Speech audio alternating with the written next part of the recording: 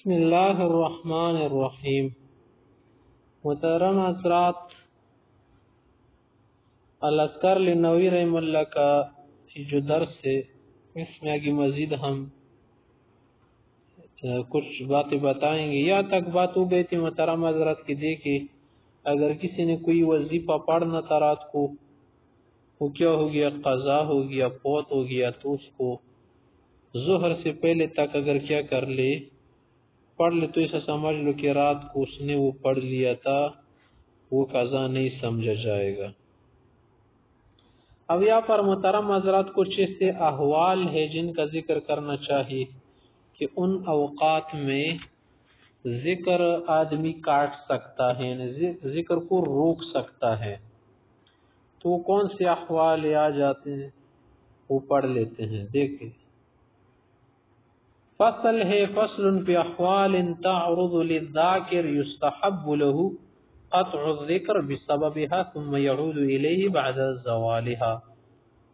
کچھ ایسے احوال ہوتے ہیں، حالات ہوتے ہیں کہ ان کی وجہ سے اگر آدمی ذکر کو روکنا چاہے، بیچ میں کاٹنا چاہے، بند کرنا چاہے تو بند کر سکتے. مستحب بھی ہے کہ ذکر نہ کرے اس احوال میں. مطلب کیا ہے کہ پہلے وہ حالت جو ہے اس کو جانے دے کہ وہ حالت گزر جائے، اور جو کچھ کرنا ہے اس حالت کے مطابق وہ کر لے، بعد میں اپنے ذکر کو پھر سے جاری رکھے. کیونکہ ذکر تلاوت کی طرح نہیں ہے کہ قرآن کریم یا مصحف ہاتھ میں اٹھا کے خاص اس کے لیے آداب ہو. اگرچہ ذکر بھی آپ آداب کے ساتھ ادا کر سکتے ہیں، وضو کے ساتھ، قبلہ رو بیٹھ کر وغیرہ وغیرہ، لیکن ذکر ہر حالت میں انسان کر سکتے. جیسے قرآن کریم کی آیت آپ کو معلوم ہے، کسی بھی حالت میں آپ کر سکتے ہیں، اٹھتے میں، بیٹھتے میں، لیٹتے میں. تو یہ پردے کہ منہا اذا سلم علیہ رد السلام، کہ اگر کسی نے آپ کو سلام کیا، مثلا السلام علیکم بولا، تو آپ جو ہے ذکر کو روک سکتے ہیں اور وعلیکم السلام سے جواب دے. ثم عاد الى ذکر، پھر سے ذکر شروع کر دے. وَكَذَا اذا عطس عنده عاطس، اگر کسی کو چھینک آئے اور وہ ذکر کر رہا ہو تو شمتہ، اس کو یرحمک اللہ وغیرہ کی ذریعے سے جواب دے. ثم عاد الى الذکر، پھر کیا کرے، پھر سے ذکر شروع کرے. وَكَذَا اذا سمع الخطیب، جب خطیب خطبہ دے رہا ہو اور یہ آ گیا یا ذکر کر رہا تھا اس وقت خطیب منبر پہ چڑھ کے خطبہ شروع کیا اس نے، تو خطبے کے وقت کوئی چیز ہمارے مذہب کے مطابق نہیں کرنا چاہے وہ نفل کی نماز ہو یا کوئی بھی چیز، اس کو روک لے. تلاوت ہو اس کو روک لے، یا ذکر ہو اس کو روک لے. وَكَذَا اذا سمع المؤذن، اگر اذان شروع ہو رہی ہو، مؤذن اذان دے رہا ہو، تو اس وقت ذکر کو روک لے. اجابہ فی کلمات الاذان والاقامہ، تو کلمات یا اذان کے ساتھ جواب دے، جو کلمات آپ کو معلوم ہے اذان کے لیے اسی کے مطابق جواب دے، اقامت ہو رہی ہو. ثم عاد الى ذکر، جب نماز ختم ہو جائے پھر ذکر کر لے، اذان ختم ہو جائے پھر کر لے. وَكَذَا اذا رأى منکرا ازالہ، اگر کسی جگہ اس نے غلط چیز، غلط بات، منکر چیز دیکھ لی تو اس وقت اس کو کیا کر لے، اس کے خلاف بات کرے. کسی بھی طرح سے عملی طور پر تبلیغ کر سکتے، تبلیغ باللسان، امر باللسان، امر بالفعل وغیرہ، ورنہ دل میں پورا جان لے. او معروفا، یا کسی نیکی کی ضرورت پیش آئی، کرنے کی ضرورت پیش آئی، رہنمائی کی ضرورت پیش آئی، ارشد الیہ، اس میں مدد کر لے، رہنمائی فرما لے. او مسترشدا، یا کوئی اس سے رہنمائی مانگ رہا ہے، اجابہ، تو اس کو بھی کیا کر لے، قبول کرے، جواب دے. سمت بولے کہ میرے پاس ٹائم نہیں ہے. ثم عاد الى ذکر.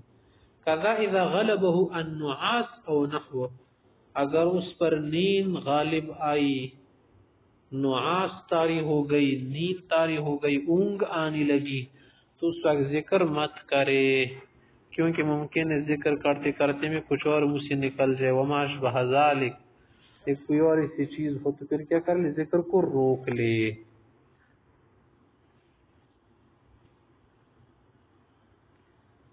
تو یہ بات محترم حضرات آپ نے سمجھ لیا حد تک. آگے کچھ بات سند کے متعلق کر رہے، فصل ہے دیکھے، فصل اعلم انه قد صنف في عمل اليوم والليل جماعة من الائمة كتبا نفیسہ۔ عمل اليوم واللیل سے مراد وہ اعمال محترم حضرات جو رات و دن میں کی جاتے ہیں، جو مستحب اعمال ہیں، مسنون اعمال ہیں، مندوب اعمال ہیں، اس کے متعلق جو ہے علماء کرام نے ایک بڑی جماعت نے جو ہے کتابیں لکھی ہیں، تصنیفیں فرمائی ہیں، اس میں اچھی کتابیں لکھی ہیں۔ رواؤ فیہا ما ذکروہ باسانیدہم المتصلہ، وہاں پر وہ روایات جو کرتے ہیں نا، ذکر کرتے حدیث، ان میں متصل سند بھی وہ لوگ ذکر کرتے ہیں، متصل اسناد سند ذکر کرتے ہیں۔ وَطَرَّقُوهَا مِن طُرُقٍ كَثِيرَةٍ، اور اس کے لیے بہت سے جو ہے طریقے ذکر فرمائے ہیں۔ طرق اسانید کو کہتے ہیں، سندوں کو کہتے ہیں، وہ بھی ذکر کی ہے۔ وَمِنْ أَحْسَنِهَا، اس میں سے جو بہتر اور جو مجھے اچھی لگ رہی، مناسب، جو مجھے پسندیدہ لگ رہے، وہ یہ کتاب اگر آپ اپنے پاس رکھنا چاہتے ہیں نا، تو یہ ہے عمل الیوم واللیلہ للامام ابی عبد الرحمن النسائی۔ یہ والی کتاب جو ہے یعنی میرے نزدیک سب میں جو ہے مجھے احسن لگ رہی۔ ایک یہ کتاب ہے، اس میں بھی اذکار وغیرہ ہیں۔ وَأَحْسَنْ مِنْهُ وَأَنْفَسْ وَأَكْثَرُ فَوَائِدِ، لیکن اس سے بھی بہتر، نفیس اور زیادہ فائدے والی کتاب جو ہے وہ ہے عمل الیوم واللیل، اس کا نام ہے، لیکن آپ نے مصنف کے ذریعے سے معلوم کرنا پڑے گا کون ہے۔ لصاحب الامام، اس کے ساتھی ہیں صاحب، دوست کو بھی کہتے ہیں، ساتھی، شاگرد، ہم جولی کو بھی کہتے ہیں، ہم عصر۔ کون ہے وہ؟ ابو بکر احمد ابن محمد ابن اسحاق السنی۔ سنی لوگ کو پڑھتے، سنی تو سنی کو بولتے، سنی جیسا بھی آپ بول سکتے، تو یہ جو ہے اس سے زیادہ نفیس ہے۔ وقد سمعت انا جميع کتاب ابن سنی على شیخنا الامام الحافظ بالبقاء خالد بن یوسف بن سعد بن الحسن رضی اللہ عنہ رحمت اللہ علیہ، کہ میں نے جو ہے بذات خود یہ کتاب جو ہے نا، کتاب ابن سنی، یہ میں نے پوری جو ہے سنی ہے، کس سے؟ اپنے شیخ سے، حافظ ابو البقاء صاحب صاحب، اس سے میں نے سنی ہے۔ سمے تو کا یہ مطلب بھی ہو سکتا ہے کہ وہ پڑھ رہے تھے، یہ سن رہے تھے، یا اس نے عبارت پڑھی ہے، اس نے کان لگا کی سنی تھی اور رہنمائی فرمائی تھی۔ تو آگے دیکھیں کیا فرماتے ہیں۔ قال اخبرنا الامام العلامہ ابو الیمن۔ ابو الیمن نام بھی ہو سکتا ہے کہ یمن کا ابو، اور اس سے حضرات محترمی بھی مراد سکتے، عرب لوگ ویسے کسی علاقے والے کو ابو کا لفظ بولتے، ابو الیمن من یعنی یمنی، یہ معنی بھی اس کا ہو سکتا ہے، ٹھیک ہے۔ تو یہ جو ہے میرے کو کس نے یہ حدیث بتائی ہیں؟ آگے مصنف صاحب نے اور دیگر حضرات علماء نے جو ہے نیچے کچھ نام بھی دیے ہیں کہ زید بن الحسن بن زید بن الحسن الکندی، یا سند ذکر کر رہے، سنت اسنتین و ستمائہ 602 ہجری۔ آگے پھر وہ کہہ رہے کہ قال اخبرنا شیخ ابو الامام ابو الحسن سعد الخیر، اس سند ہی پوری دیکھے، قال اخبرنا، ہر شیخ سے پہلے آپ نے قال اخبرنا نکالنا ہے، اگر پہلے سے لکھو پھر تو اور سہل ہے۔ پھر اس کے بعد شیخ الامام ابو احمد ابو محمد عبد الرحمن الدونی، پھر اس کے بعد قال اخبرنا القاضی ابو نصر بن الکسار الدینوری دینوری، پھر اس کے بعد قال اخبرنا شیخ محمد بن اسحاق السنی، دیکھیں السنی۔ پھر آگے کہہ رہا ہے کہ وَإِنَّمَا ذَكَرْتُ هَذَا الْإِسْنَادَ هُنَا لِأَنِّي سَأَنْقُلُ مِنْ کتاب ابن السنی انشاءاللہ تعالی جملا، کہ میں نے یہاں پر سند کی ذکر کی، مصنف سے کہتے ہیں مؤلف الامام نووی صاحب، اس لیے میں نے پوری سند ذکر کی کہ میں ابن سنی کی جو کتاب ہے اس سے جو ہے نا میں نے اور کچھ بھی یہاں پر لکھنا ہے، نقل کرنا ہے۔ فَأَحْبَبْتُ تقدیم اسناد الکتاب، اس لیے مجھے پسند آیا کہ پہلے سے اس کی سند اسناد ذکر کرتے، اچھا لگے گا، کیونکہ جب بھی اس کا نام ہم ذکر کریں گے کہ ابن سنی، تو سند تو پہلے سے ہم نے پڑھی ہوگی اور معلوم ہوگی۔ وَهَذَا مُسْتَحْسَنٌ عِنْدَ أَئِمَّةِ الْحَدِيثِ وَغَيْرِهِمْ، علماء حدیث ائمہ حدیث کی بہت بہتر اور مستحسن بات ہے کہ سند ذکر کیجئے. وَإِنَّمَا خَصَّصْتُ ذِكْرَ إِسْنَادِ هَذَا الْكِتَابِ، اور اس کتاب کی سند کو میں نے خاص طور سے ذکر کیا. کیوں؟ دیگر کتابوں کی کیوں ذکر نہیں کی؟ لِكَوْنِهِ أَجْمَعَ الْكُتُبِ فِي هَذَا الْفَنِّ، کہ اس فن میں وہ سب سے جامع کتاب ہے. وَإِلَّا فَجَمِيعُ مَا أَذْكُرُهُ فِيهِ لِي بِهِ رِوَایَةٌ صَحِیحَةٌ، اس سے نہیں ہے، اور بھی جو کتابوں سے میں یہاں پر جو کچھ بھی ذکر کروں گا اس میں بھی میرے لیے صحیح روایات ہیں اور وہ میں نے سنے ہیں، ایسا نہیں ہے. بسماعات متصلہ بحمد اللہ تعالی، کہ سب سند روایت جو ہے میں نے سنی ہوئی ہے متصل سند کے ساتھ. الا الشاذ النادر، ہاں بہت کم ہے جو میں نے سنی نہ ہو. فمن ذلك ما انقله من الكتب الخمسه التي هي اصول الاسلام، اور خصوصاً جو ہے میں 5 کتابوں سے احادیث وغیرہ زیادہ روایت ذکر کروں گا. صحاح ستہ بھی اس کو آپ بول سکتے، اصول الاسلام جو نا صحاح ستہ کو بولتے ہیں. اصل میں تو یہ 6 کتاب ہے نا، لیکن یہ آپ کو 5 کا لفظ نظر آئے گا، وہ اس لیے کہ صحیحین جو ہے نا بخاری مسلم، اس کو لوگ ایک میں شمار کرتے ہیں، ان کو 2 میں شمار کرتے. سنن ابی داؤد، سنن نسائی، سنن ترمذی. سنن ابن ماجہ کا ذکر نہیں ہے، اس لیے پھر الخمسہ کا نام اس نے بتایا کہ 5 سے میری مراد یہی ہے. آگے کہہ رہے کہ وَمِن ذَلِكَ مَا هُوَ مِن كُتُبِ الْمَسَانِيدِ، مسانید کتابوں سے میں ذکر کروں گا. مسانید مسند کی جمع ہے، جیسے مسند احمد بن حنبل، اس کی مسند امام الاعظم ابی حنیفہ. والسنن، اور سنن سے سنن کتابیں جو تھوڑی مختلف ہوتی ہیں مسانید سے، ہر کتاب کا طرز انداز تھوڑا مختلف ہوتا ہے نا، اس لیے نام الگ الگ دی ہے، فقہی ترتیب ہوتی ہے اس میں سنن میں.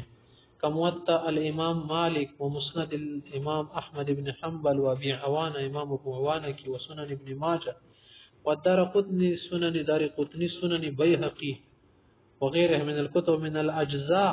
اس طرح سے چھوٹی چھوٹی کتابیں جو ہوتی ہیں نا اس کو اجزاء بولتے، جز کی جمع ہے اجزاء. اس میں ایک موضوع پر بات ہو یا ایک امام کی احادیث روایت مما سترہ انشاءاللہ تعالی آگے پڑھتی ہوئی آپ دیکھیں گے. وَكُلُّ هَذِهِ الْمَذْكُورَاتِ أَرْوِيهَا بِحَمْدِ اللَّهِ تَعَالَى، یہ سب جو میں ذکر کر رہا ہوں جو آگے میں جب روایت کروں گا ذکر کروں گا تو ایسا نہیں کہ سند کے بغیر، بالاسانید المتصلہ الصحیح الی مؤلفیہا، جن کے مؤلفین ہیں نا صحیح متصل سند کے ساتھ میں ذکر کروں گا. واللہ تعالی اعلم بالصواب.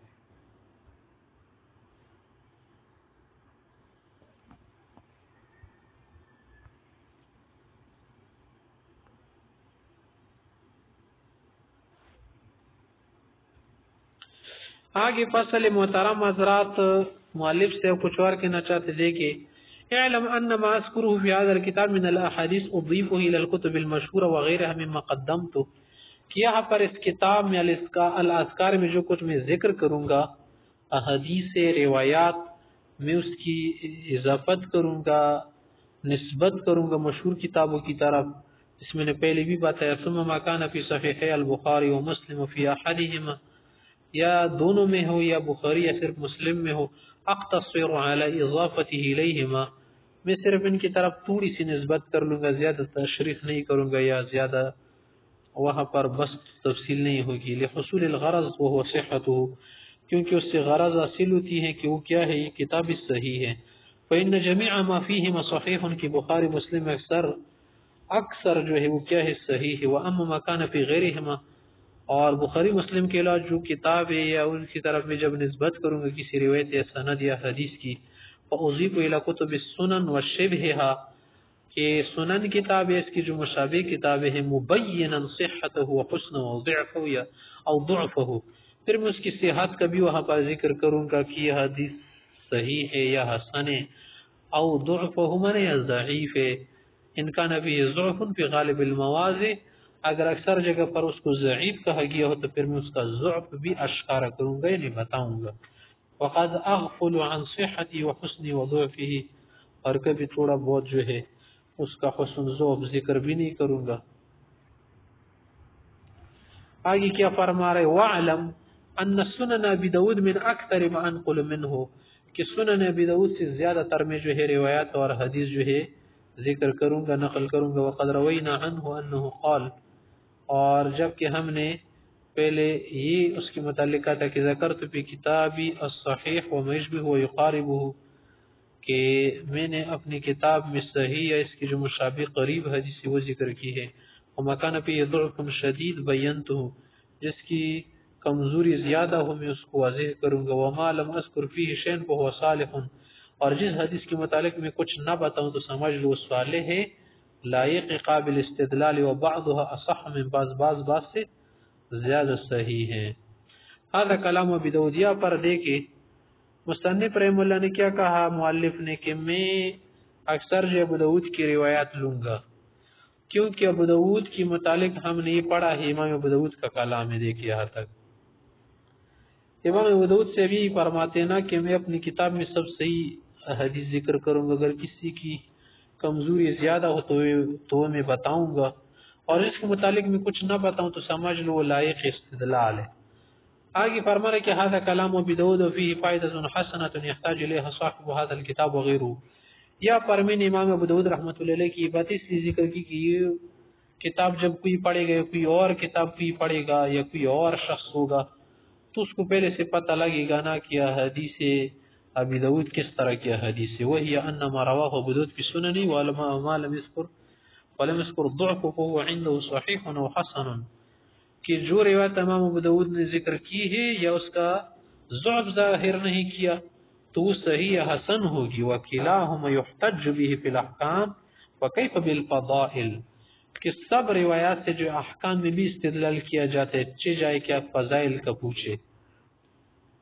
فاذا تقرر هذا، جب یہ بات آپ کو کنفرم ہو گئی، فمتى رأيت هنا حدیثا من روایت ابو داؤد وليس فيه تضعیف، کہ جب آپ ابو داؤد کی کوئی روایت دیکھ لے اس میں تضعیف علماء نے نہ کی ہو، فاعلم انه لم يضعفه، تو سمجھ لینا کہ اس نے بھی اس کو ضعیف یا کمزور نہیں کہا. واللہ اعلم بالصواب.